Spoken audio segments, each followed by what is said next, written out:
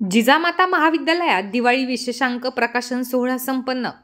भारतरत्न अबुल कलाम आझाद यांच्या जयंतीनिमित्त कार्यक्रमाचे आयोजन.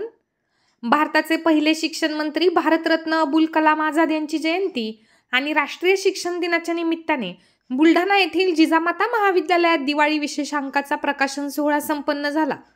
या कार्यक्रमाच्या अध्यक्षपदी ॲडव्होकेट बाबासाहेब भोंडे तर प्रमुख मार्गदर्शक म्हणून शरद जावडेकर यांची उपस्थिती होती. समाजवादी शिक्षण हक्क सभा यांच्या शिक्षण पत्रिकेचे व दिवाळी अंकाचे विमोचन रमेश इंगळे उतरातकर यांच्या व मान्यवरांच्या हस्ते संपन्न झाले. शरद जावडेकर यांनी आपल्या भाषणात नवीन शैक्षणिक धोरणाविषयी उपस्थितांना जाणीव करून दिली. त्याचबरोबर मौलाना अबुल कलाम आझाद यांचे शैक्षणिक कार्यावरती प्रकाश टाकण्यात आला.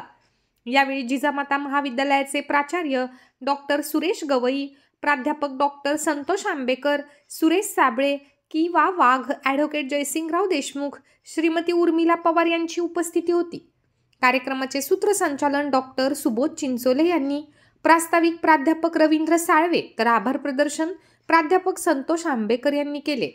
या कार्यक्रमाला शाहिना पठाण, मिनल आंबेकर, मृणालिनी सपकाळ, नवनीता चव्हाण, मुकुल वसनिक, विधी महाविद्यालयाचे कर्मचारी, विद्यार्थी, महात्मा गांधी अध्यापक महाविद्यालयाचे कर्मचारी व जिजामाता महाविद्यालयाचे प्राध्यापक वृंद उपस्थित होते.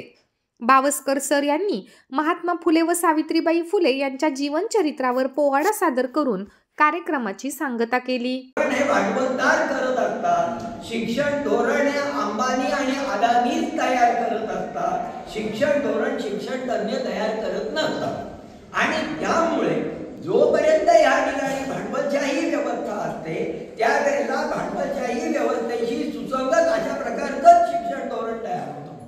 शिक्षण धोरण हे एकूण समाज व्यवस्थेचा एक भाग आहे. त्यामुळे त्या पद्धतीचं आर्थिक धोरण, त्या पद्धतीचं सामाजिक धोरण, त्या पद्धतीचं राजकीय धोरण, त्या पद्धतीचं शिक्षण धोरण तयार होत असतं. शिक्षण धोरणाचा वेगळा विचार, छोटा विचार करता येत नाही. त्यामुळे एकदा का आम्ही अर्थव्यवस्थेमध्ये जागतिकीकरण मान्य केलं की त्याचं प्रतिबिंब शिक्षणामध्ये पडणं अपेक्षितच आहे, ते अपरिहार्य आहे. अर्थव्यवस्थेमध्ये सरकार बाजूला झालेलं आहे. अर्थव्यवस्था